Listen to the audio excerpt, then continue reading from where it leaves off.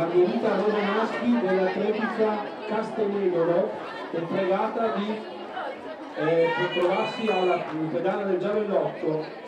Cadette Margherita Romanaschi, Atletica Virtus Castenegolo, gentilmente è pregata di trovarsi .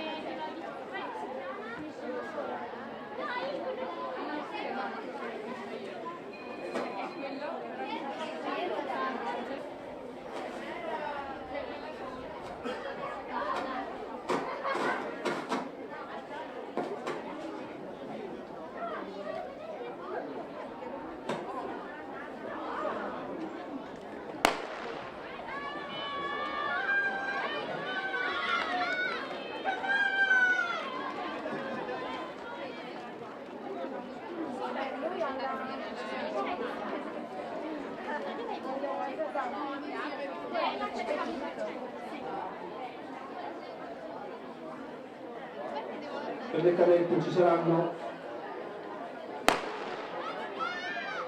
6 batterie.